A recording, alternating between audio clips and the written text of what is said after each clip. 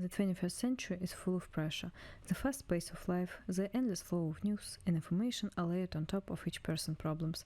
We can help ourselves, developing intellectual, social and emotional skills to cope with the complexities. One of the most important life skills that can make our lives better is, of course, problem solving. Think about all the opportunities and benefits we miss out on because we're afraid to make difficult decisions or start solving a complex problem. Many fall into a state of so-called analytical paralysis, where because of over-analyzing or overthinking we can't make a decision at all. Often people are affected by the procrastination, when a person, due to fear of failure or non-ideal results, postpones things to the last or does not do them at all. I am sure that everyone has experienced something like that. Another important skill that can make a person happy is creativity, a great tool for expressing and processing feelings. The psychology of creativity relies primarily on the exploration of emotions and sensations. Pictures, music, poems are the mirror of their creator, his experiences and joys. Creativity helps to share your feelings with the world, to show everything that has been kept inside for a long time.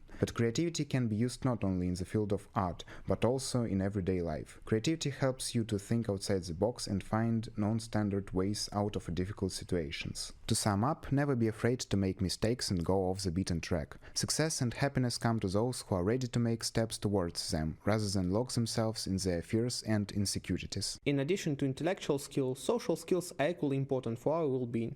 Relationships are a big part of a person's life and often determine what place you will get in the society. One of the most useful social skills is the ability to work in a team. This skill allows you to effectively perform tasks alongside other people, share experience and build relationships with colleagues. An effective solution saves you a lot of energy and time. Leadership is one more important social skill. Typical leadership has allowed one to effectively manage a group of people and guide them to prosperity, and often the person has been able to find their place in life and to truly become happy. Another simple yet useful skill is the ability to ask for help. Sometimes people face difficulties that are almost impossible to solve by themselves, and because of their pride or shyness they can't reach out for help, which leads to failure, and failure leads to a loss of self-confidence and stress. Meanwhile, asking for someone's assistance or advice in a difficult situation, you can solve the problem much more effectively. But sometimes, at the end of the day, we are alone with ourselves and suddenly feel unhappy. This is when the skill of reflection comes in handy. This can be much harder than it seems, influenced by social frameworks, environment, and their own inner shame.